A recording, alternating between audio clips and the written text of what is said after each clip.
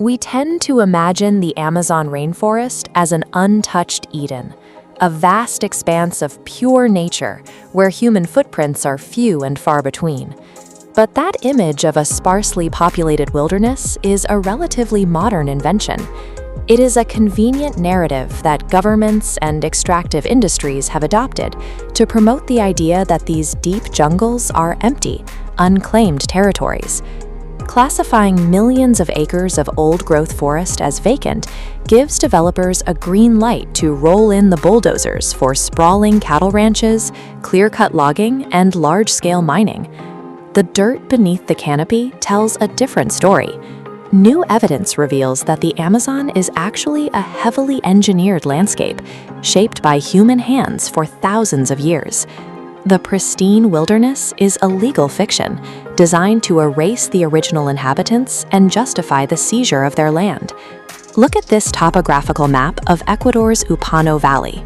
Laser scanning digitally peels back the canopy, exposing an intricate 2,000-year-old network of cities. Zooming in reveals communities connected by massive arterial roads, 33 feet wide, flanked by an elaborate grid of water management channels. At its peak, this valley alone supported between 10 and 30,000 inhabitants. That is comparable to the population of London during the height of the Roman Empire.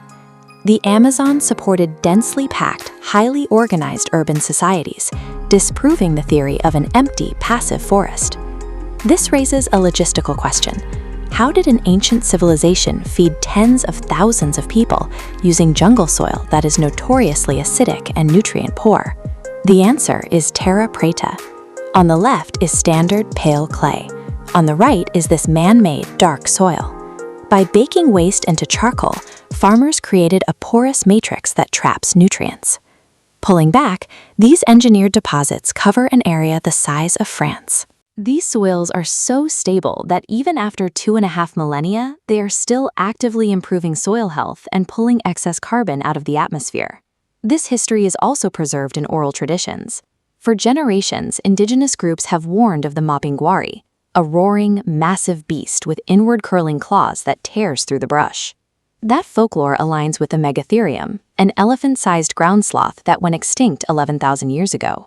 From continent-spanning soil engineering to memories of Pleistocene megafauna, the Amazon contains an unbroken chain of human ingenuity and knowledge stretching back over 10 millennia. European colonization and the brutal enslavement practices of the rubber boom collapsed these massive urban populations. But the survivors of those atrocities didn't vanish. They initiated a deliberate retreat into the most inaccessible parts of the forest to protect their remaining communities. Today, there are at least 196 uncontacted indigenous groups living in the Amazon. This group of Mashco-Piro people, photographed crossing a river in Peru, are living proof of their continued presence.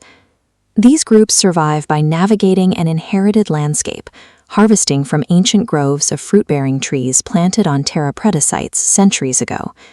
This curated infrastructure allows them to stay out of sight while remaining self-sufficient. Their isolation is a calculated choice, an act of agency based on a long history of trauma and the ongoing threat of outside invasion. Remaining uncontacted is a sophisticated survival strategy utilized to safeguard their culture against hostile forces. That survival is currently threatened by a fresh wave of violence.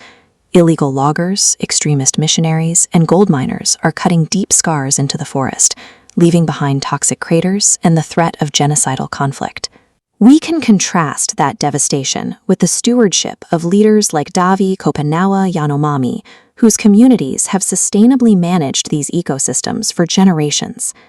Protecting the global climate by saving the Amazon requires recognizing the land rights and autonomy of the original engineers who created it. The Amazon is a living ancestral archive, actively defended by the people who have always called it home.